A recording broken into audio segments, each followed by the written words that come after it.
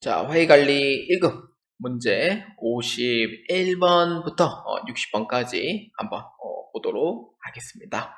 자, 회의관리 1급 문제 51번입니다. 자, 다음 중 법인 세법상 퇴직금 및 퇴직급여 충당금에 관한 설명으로 가장 올바르지 않은 것은 입니다.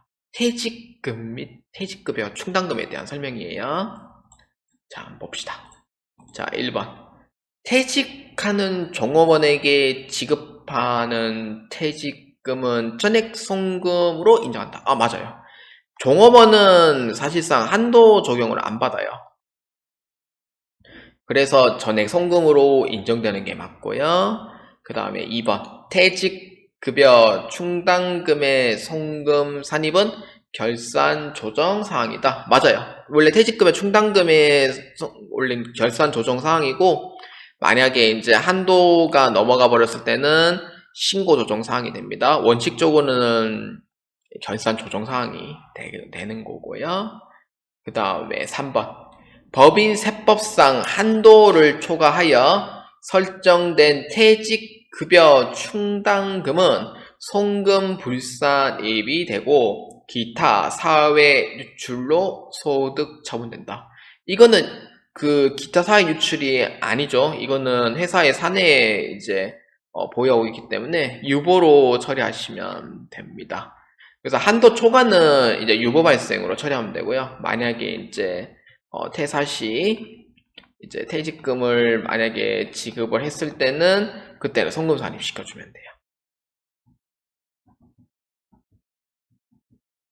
그래서 이거는 플러스 유보가 되죠. 아니, 송금 산입 마이너스 유보지. 예, 이거는 이제 플러스 유보고요. 자, 이렇게 이제 조금 잘 기억해 주시고요. 그래서 한 번에 틀렸어요. 소득 처분은 유보 발생이에요. 그 다음에 4번. 퇴직급여 충당금 전입액은 일정 한도 내에서만 송금으로 인정한다. 맞아요. 일정 한도 내에서만. 근데 사실상 퇴직급여 충당부채는 한도가 없거든요. 0%거든요. 그러니까 전액 송금 불산입이에요, 사실. 불입하는 금액에 대해서 이제 퇴직급여 충당부채를 설정하는데, 사실상 원래는 거의 0%라고 보시면 됩니다. 거의 전액 송금, 불산입 쪽으로 보시면 되고, 한도 내에서만 송금을 인정하는 것은 형식상 있는 얘기가 돼요. 그래서 올바르지 않은 부분은 3번으로 보시면 되겠습니다. 자, 회계관리 1급 문제 52번입니다. 다음 중 법인 세법상 송금 불산입 때는 지급 이자에 해당하는 것으로 가장 올바르지 않은 것은 입니다. 지급 이자에 대한 부분, 송금 불산입 있죠? 자, 한번 봅시다. 운영자금 차입금 이자입니다. 운영자금 차입금 이자는 일반 차입금을 뜻하죠? 일반 차입금에 대한 이자는 그 송금으로 인정을 합니다만, 특정 차입금 있죠. 특정 차입금의 경우, 그러니까 건설자금 같은 거 생각하시면 되고, 건설자금 같은 거 생각하시면 되고, 요거는 송금으로 인정을 안 해요. 일단 송금 불산입 해놨다가 완성되면은 그때 송금 산입을 해놓는 형식으로 보시면 되고요. 자, 그 다음에 2번. 비실명 채권 증권이자 비실명이에요. 금융실명제가 된지 어느덧 40년 정도가 되었거든요. 금융실명제가 있으면은 누구인지 아니까 비용으로 처리를 합니다만, 금융실명제인 상태에서 누구인지 몰라요. 비실명이에요. 누구인지 몰라요. 기속 몰라요. 아니, 솔직히 기속 모르는데 세무사 입장에서는 비용 처리 해주겠어요? 안 해주겠어요? 나 같으면 안 해줘요. 기속이 누군지 모르는데 어떻게 비용 처리 해줘요? 그렇기 때문에 요거는 전액 송금불산입으로 처리합니다. 그래서 2번은 송금불산입에 해당이 되고요. 그 다음 3번 업무무관 등 관련이자, 뭐 이거는 뭐 부가가치세 때도 배우셨겠지만 부가가치세도 업무무관은 비용 처리 안 합니다. 생각을 해봐요. 세무사 입장에서 저 개인적으로 쓴 자전거 하나 한 대 있는데 그거 업무와 관계없는데 비용 처리할까요? 그럼 나는 이렇게 대답해요. 세무사 입장에서는 본인 같으면은 되겠어요? 비용 처리? 아니요. 그렇지. 그거랑 똑같은 거예요. 그러니까 그런 의미로 해석하시면 되고, 당연히 소득세하고 법인세도 이와 마찬가지입니다. 그래서 당연히 비용 처리되지가 않아요. 그래서 송금 불산입으로 처리를 합니다. 요거는 소득 처분은 2번과 3번과 똑같이 요거는 상여로 처리를 합니다. 그 다음에 건설 자금이자 아까 제가 얘기했던 거 요거에 대한 얘기. 특정 차입금에 해당하는 건설 자금을 의미를 합니다. 개정 과목은 건설 중인 자산으로 처리하는 해당하는 개정 과목이죠. 요거는 유보 발생으로 처리를 합니다.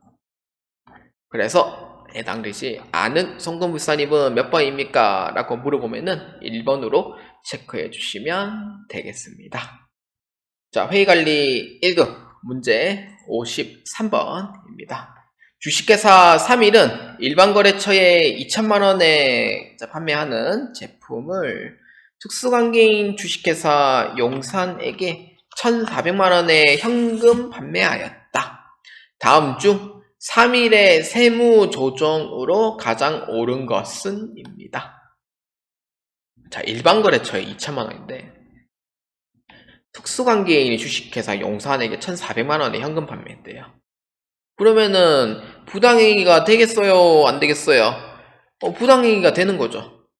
왜냐? 2천만원짜리가 이제 지인이 아닌 이상은 사실상 정가를 해서 판매를 할 텐데 이분은 특수관계인이니까 네 싸게 해줄게요 이래가지고 1,400만 원 한 거예요. 근데 특수관계인이 아닌 경우에는 사실상 뭐 세무조정 한다든지 그런 건 없어요. 근데 특수관계인이기 때문에 부당하게 판매를 하는 거죠. 그래서 부당행위가 이제 간주가 돼요. 그래서 이제 판매가하고 정상적 판매가하고 그 다음에 이 싸게 해준 이 금액과 차익만큼 처리를 하는 거예요. 얼마냐면은 600만 원만큼 처리를 해주시면 돼요. 그래서 정답 몇 번이에요? 3번. 입금사리 부당행위 계산부인 600만원 기타 사외유출로 처리합니다. 선생님 왜 이거 기타 사외유출이에요? 왜냐면은 지인에게 판매를 했고 유출이 된 거죠. 그래서 유보로 처리하지는 않습니다. 그래서 기타 사외유출로 처리를 하는 거예요. 그리고 이 사항에서는 비용 인정 못 받죠. 그래서 송금 불산입이 되는 게 맞고 입금 산입이 돼요. 그래서 3번으로 답을 체크해 주시면 되겠습니다. 자, 회의관리 1급 문제 54번입니다. 자, 다음 중 법인 세법상 부당행위 계산 부인이 적용되지 않는 경우로 가장 옳은 것은? 입니다. 부당행위 계산 부인이에요. 자, 1번 한번 봅시다. 대표이사에게 업무와 관련 없이 1억 원을 무이자 조건으로 대여해준 경우입니다. 자, 한번 봅시다. 대표이사에게 업무와 관련이 없이 1억 원을 무이자로, 아이고 파격적인데요. 이거는 부당행위가 됩니다. 자, 그 다음에 2번. 법인 대표이사로부터 시가 12억 원의 건물을 20억 원에 매입하였습니다. 이거 당연히 부당행위 되죠. 왜냐하면 특수관계이니까. 이거는 업무하고 관련이 없는 거기도 하고 게다가 특수관계인하고 연관되어 있기 때문에 부당행위가 돼요. 자, 그 다음에 3번. 특수관계 기업인 거래처에 시가 1,000만 원인 상품을 600만 원에 판매하는 경우, 아까 53번 문제랑 똑같죠. 이것도 당연히 부당행위가 됩니다. 이렇게 돼요. 부당행위 되죠. 그 다음에 4번은 직원에게, 그러니까 해당 직원은 특수관계인이 아니에요. 무상으로 사택 제공해 준 경우. 종업원이잖아요. 종업원은 부당행위가 안 들어가요. 부당행위는 무조건 특수관계인 쪽으로 보시면 되고요. 그래서 정답은 4번이 부당행위 계산에 적용이 되지 않는다라고 보시면 되겠습니다. 자, 회의관리 1급 문제 55번입니다. 자, 다음 중 법인 세법상 2월 결성금에 대한 설명으로 가장 올바르지 않은 것은? 입니다. 자, 보겠습니다. 자, 1번 2월 결성금 연간 공제 한도는 일반 기업인 경우 각 사업연도의 50%이다. 아니에요. 50%가 아니죠. 그래서 올바르지 않은 거는 이제 1번이 되고요. 요거는 이제 90%로 보시면 됩니다. 그래서 정답은 1번이 틀렸다라고 보시면 되겠고요. 자, 2번 한번 보겠습니다.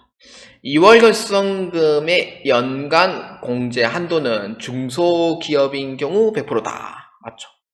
이거는 맞아요. 그 다음에 3번 2021년 다시 할게요. 자, 2020년 1월 1일 전에 개시하는 사업 발생분은 10년 동안 2월 공제가 가능하다. 그러니까 2019년 12월 31일까지는 10년 이제 가능한 거죠. 그 다음에 지금은 몇 년이에요? 지금은 15년을 바뀌었죠. 그 다음에 4번 법인세 과세 표준 계산 시 2월 결성금은 각 사업 연도 금액에서 차감된다. 맞아요. 이거는 이제 2월 결성금은 이제 2020년부터는 이제 15년을 바뀌었죠. 2019년도 이전까지는 10년. 그 다음에 2008년도까지는 5년. 이렇게 됐죠. 자, 그래서 5년짜리는 없어졌고요. 현재 지금 이 두 개는 지금 적용이 돼 있으니까 당연히 이거는 각 사업 연도 소득에서 차감을 시켜가지고 그래서 각 사업 거기에 과세 표준 계산할 때 차감이 되는 내용이 됩니다. 그래서 정답 몇 번이냐면은 1번으로 체크해 주시면 되겠습니다. 자, 회의관리 1급 문제 56번입니다. 다음은 주식회사 3일의 22기입니다.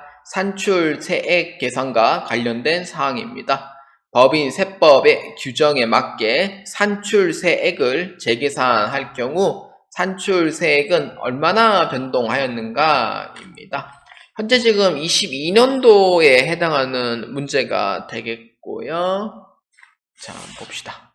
자, 회사가 계산한 산출 세액인데 각 사업연도 소득은 1억 원, 2월 결성금 빼니 과표는 8,500만원, 그래서 10% 해서 산출세액 850만원입니다.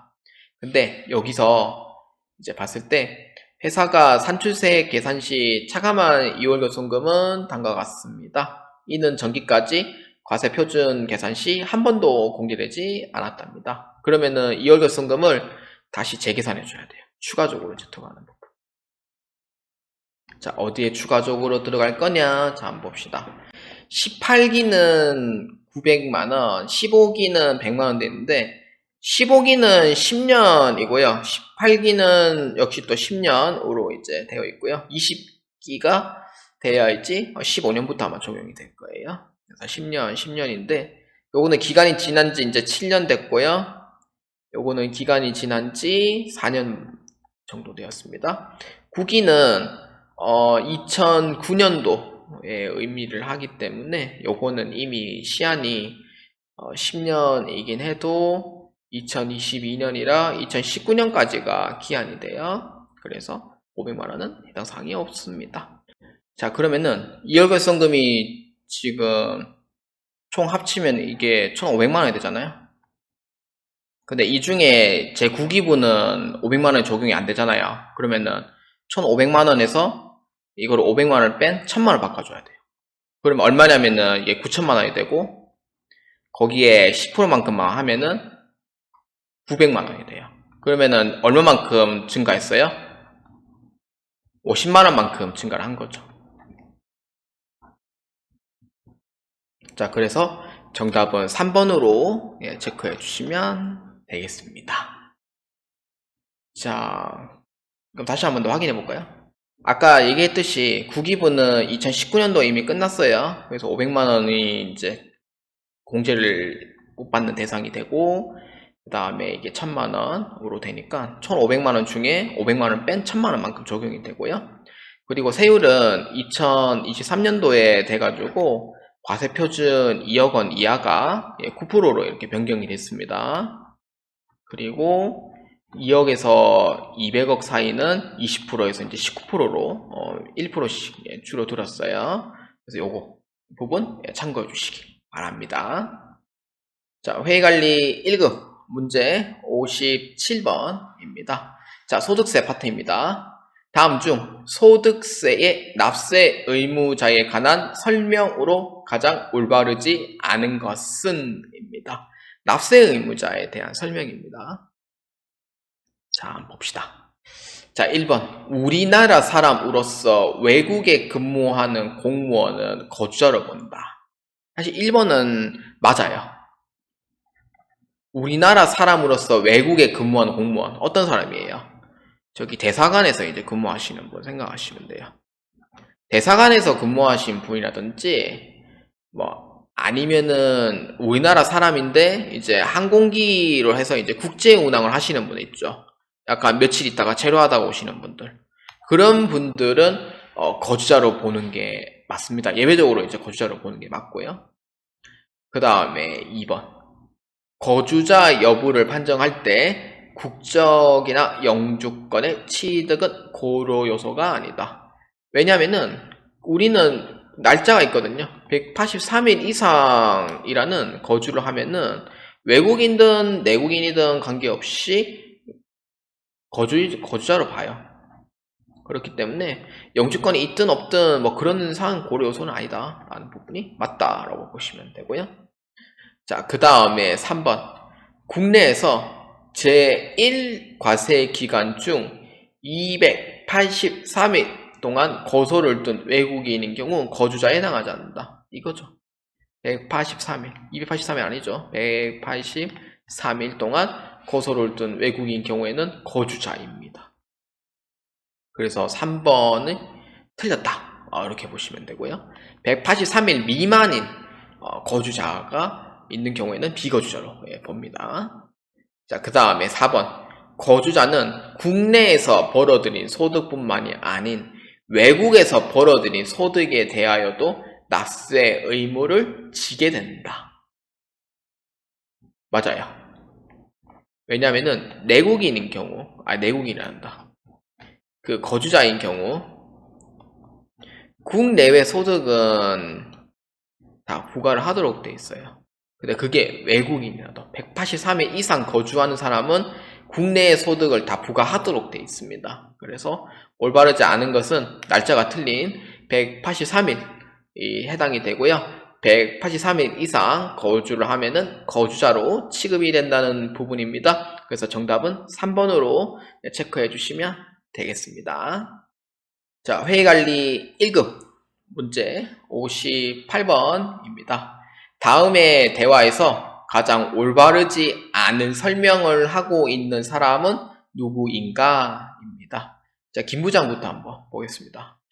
과세 대상 소득과 세금을 계산하는 기초가 되는 한 단위의 기간을 과세기간이라고 합니다. 맞죠? 한 단위의 기간을 과세기간으로 보는 게 맞고요. 나라마다 이게 시작일과 종료일이 다를 수도 있는데 우리나라의 소득세법상 과세기간은 어떻게 되나요? 라고 물어봐요. 자, 그래서 2차장이 이제 대답합니다. 일반적인 경우 소득세법상 과세기간은 매년 1월 1일부터 12월 31일까지입니다. 맞죠? 한국은 1월 1일부터 12월 31일까지. 사실 예외 적용을 둔다고 하면은 그 사망하고 출국인인 경우에는 1월 1일부터 사망일까지, 출국인 경우에는 1월 1일부터 출국일까지로 보고 있습니다. 자, 그래서 2차장에 대한 부분은 맞아요. 자, 그 다음 박과장입니다. 맞습니다. 하지만 소득세법과 다르게 법인세법상 사업연도는 1년 이내에서 임의로 정할 수 있습니다. 사실 58번에 해당하는 이 박과장에 대한 부분도 사실상 맞는 얘기가 돼요. 왜냐면은 법인세 같은 경우에는 사업연도를 바꿀 수가 있어요. 그러니까 정관에 의해서 정해진 경우에는 정관에 의해서 정해진 경우를 뭐 따른다고 돼 있고, 신고를 하지 않은 경우에는 1월 1일부터 10월 31일까지 뭐 이렇게 이제 돼 있는 경우가 있죠. 그래서 법인세 같은 경우에는 3개월 단위로 이제 신고를 좀 많이 합니다. 자, 그래서 정사원. 그렇군요. 소득세법인 경우 예외가 존재합니다. 과세기간의 예외로는 납세 의무자의 사망, 폐업, 출국하는 경우 1월 1일부터 각각의 사유가 발생한 날까지를 1 과세기간으로 하고 있습니다. 물론 이제 맞는 것처럼 보이지만 사실상 틀린 거는 이 부분입니다. 폐업이 틀렸어요. 그렇기 때문에 4번은 정사원이 틀렸다라고 보시면 됩니다. 폐업은 무조건 1월 1일부터 12월 31일까지를 봅니다. 왜냐하면은 다른 업무를 할 수도 있고 아니면 새로 또 사업자를 또 차리는 경우도 있기 때문에 폐업인 경우에는 요렇게 해당이 된다라고 보시면 되겠습니다. 자, 회의관리 1급 문제 59번입니다. 자, 다음 중 소득세법상 금융소득에 대한 설명으로 올바르지 않은 것은 입니다. 자, 보겠습니다. 자, 1번입니다. 영업적으로 자금을 대여하고 수령하는 이자는 이자소득으로 구분된다. 자금을 대여하고 수령하는 이자는 이자소득이다. 이거는 이제 사업에 관련된 부분으로 이제 본다고 했을 때는 이거는 사업소득으로 보셔야 돼요. 이건 사업과 관련되어 있는 부분이라 그래서 이거는 사업소득으로 보셔야 됩니다. 이게 많이 틀려요, 사실상. 이게 맞는 줄 알고 많이 틀리는 경우이기 때문에 사업과 관련되어 있는 부분은 사업소득이고 사업과 관련이 없다고 하면은 이자소득으로 보시면 됩니다. 그래서 1번은 아니다 라고 보시면 됩니다. 자, 그 다음 2번입니다. 이자 소득과 배당 소득에 대해서는 필요 경비를 인정하지 않는다 라고 되어 있습니다. 자, 이자 소득과 배당 소득에 대해서는 필요 경비를 인정하고 있진 않죠. 그래서 2번은 맞다 이렇게 보시면 돼요. 그 다음 3번 배당 소득 총 수익 금액에 그로스 업 금액을 더하면 배당 소득 금액이 된다. 배당 가산 금액이라 해가지고 요게 11% 적용하는 게 있어요. 그래서 배당 소득 금액이 되고요. 그 다음에 4번 금융소득의 종합과세 여부를 결정하는 금융소득 종합과세 기준 금액은 2천만 원이다. 맞아요. 2천만 원이죠. 그래서 이에 해당하지 않는 정답 몇 번이에요? 1번으로 체크하시면 되겠습니다. 자, 회의관리 1급 문제 60번입니다. 다음은 거주자 김삼일 씨의 2022년 사업소득에 관련된 자료입니다. 이를 바탕으로 김삼일 씨의 사업소득 금액을 구하면 얼마인가? 입니다. 자, 한번 보겠습니다. 자, 포괄손익계산서상 당기순이익 3,500만원. 이거는 소득세하고 법인세하고는 좀 엄연히 달라요. 그렇기 때문에 자, 한번 보겠습니다. 자, 1번 본인에 대한 급여 5천만원. 법인세는 근로자로 보는데 소득세는 근로자를 안 봐요. 대표 같은 경우에는. 그래서 비용으로 인정하고 있지는 않습니다. 그래서 더해 주셔야 돼요. 그 다음에 유형 자산 처분 손실, 그 다음에 이자 수익, 그 다음에 배당금 수익, 회계팀 부장인 배우자 급여 3천만원. 배우자는 근로자로 봐요. 그렇기 때문에 조정을 하고 있지는 않고요. 자, 그러면은 유형자산 처분 손실은 당연히 이제 비용으로 돼 있는 부분이고, 그래서 요거는 그냥 더해주시면 돼요. 더해주면 되고, 이자 수익과 배당금 수익은 따로 요거는 입금으로 산입하고 있지는 않습니다. 그래서 요거는 그냥 빼주시면 돼요. 그래서 정답은 2번으로 체크해 주시면 되겠습니다.